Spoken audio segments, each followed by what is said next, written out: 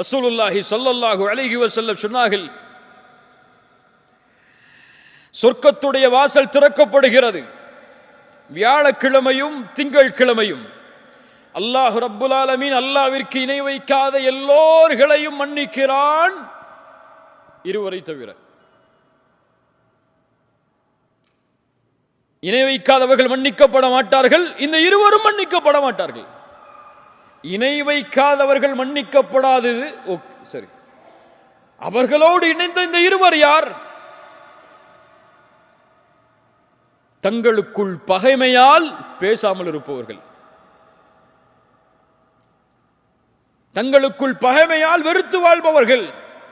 அல்லாஹ் கூறுவான், இவர்கள் எப்போது சமாதானம் ஆகிறார்களோ அதுவரை அவர்களை விட்டு விடுங்கள்.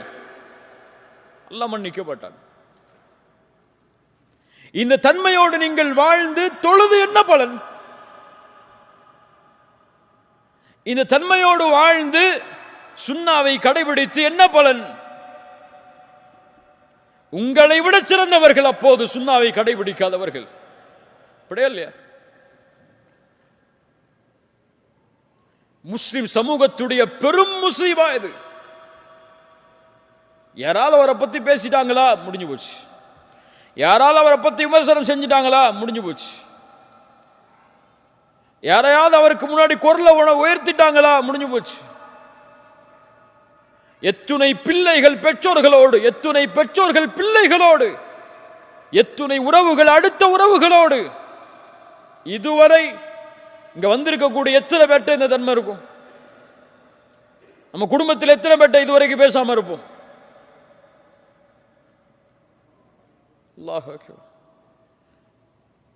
அல்லாஹ் மன்னிக்க வேண்டும் என்று நீங்கள் விரும்பினால் நீங்கள் மன்னித்தே ஆக வேண்டும். இல்லை முரண்பாடு அது. நான் பாவம் செய்தால் என் ரப்பு மன்னிக்க வேண்டும், ஆனால் உன் அடியார்கள் உங்களோடு இருப்பவர்கள் பாவம் செய்தால் நீங்கள் மன்னிக்க மாட்டீர்களா? நேசத்தோடு மன்னியுங்கள் அவர்களை. ஏன் நான் மன்னிக்கிறேன் அவனை? இவரை மன்னித்தால் அல்லாஹ் என்னை மன்னிப்பான். சுப்ஹானல்லாஹ். தனக்கு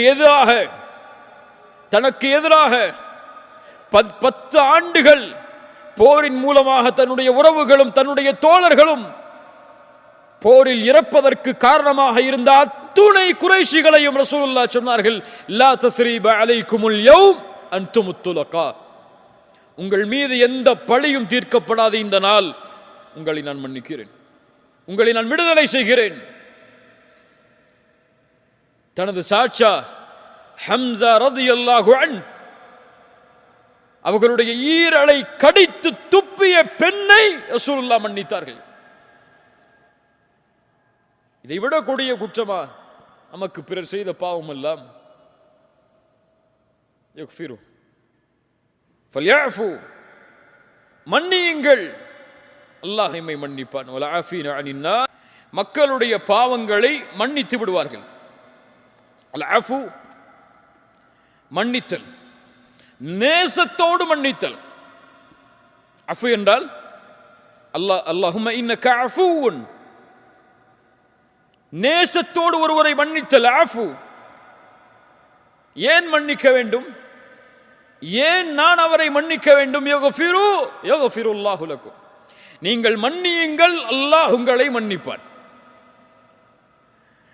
நீங்கள் செய்யக்கூடிய பாவத்தை அல்லாஹ் மன்னிக்க வேண்டும் என்று நீங்கள் விரும்பவில்லையா?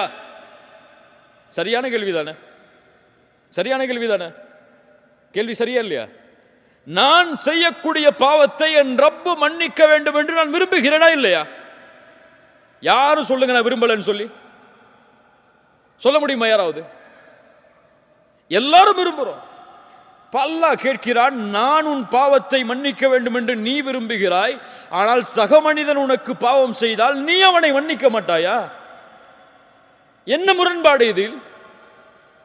யாரை பார்த்து அல்லாஹ் கேட்கிறான் தெரியுமா? வலா யஅ்தலி உலுல் ஃபض்லி மின்கும் வஸ்ஸஅதி அய்யுது உலில் குர்பா வல் யதாமா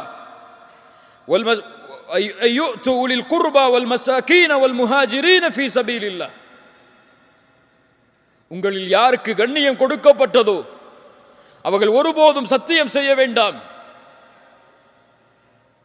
தன்னுடைய உறவினர்களுக்கும் ஏழைகளுக்கும் முஹாஜிரான நபித்தோழர்களுக்கும் கொடுத்து வந்த உதவியை இனிமேல் செய்ய மாட்டேன் என்று. فَلْيَعْفُوا وَلْيَصْفَحُوا أَلَا تُحِبُّونَ أَن يَغْفِرَ اللَّهُ لَكُمْ. அதை மன்னிக்கட்டும், அவர்கள் விட்டுக் கொடுக்கட்டும். அல்லாஹ் உங்களை மன்னிப்பதை நீங்கள் விரும்பவில்லையா? யாரை பார்த்து கேட்கிறது இந்த வசனம்? அபூபக்கர் சித்திக் ரலியல்லாஹு அன்ஹு.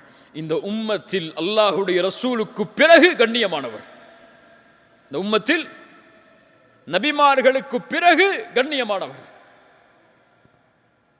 என்ன செய்தார்?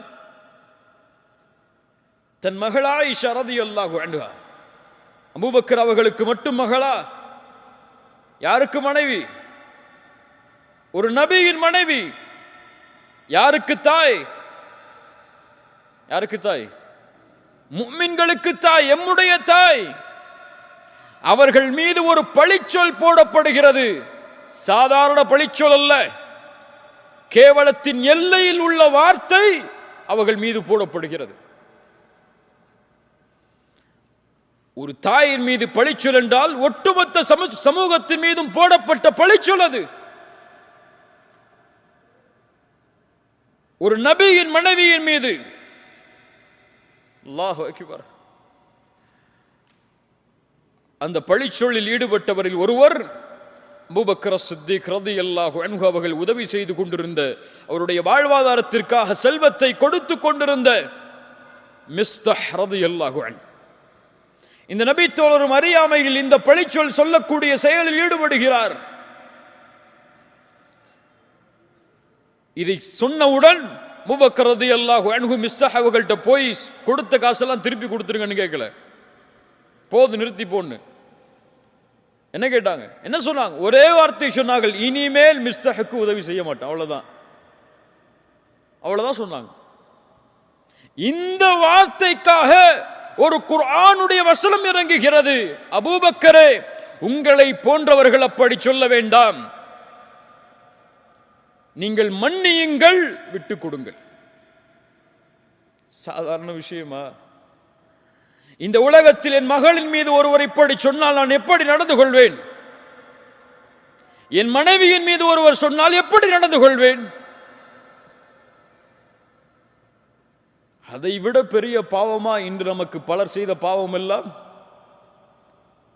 அல்லாஹ் இப்படிப்பட்ட அருவருக்கத்தக்க ஒரு செயலை செய்த பாவத்தையே மன்னியுங்கள் அபூபக்கரே, விட்டுக் கொடுங்கள் அபூபக்கரே, நீங்கள் செய்த பாவத்தை நான் மன்னிக்க வேண்டும் என்பதை நீங்கள் விரும்பவில்லையா? இன்னைக்கு ஒரு 100 ரியால கொஞ்சம் கூட குறைச்சு வச்சிருப்பாரு, அவ்வளவுதான். இனிமே வாழ்க்கை முழுக்க அவங்ககிட்ட பேசவே மாட்டேன் நான்.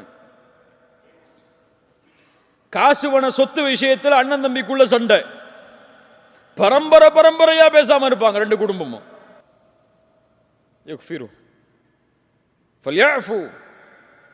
மன்னியுங்கள், அல்லாஹ் எம்மை மன்னிப்பான். வலஆஃபீன அனின் நாஸ் வல்லாஹு யுஹிப்புல் முஹ்சினீன்.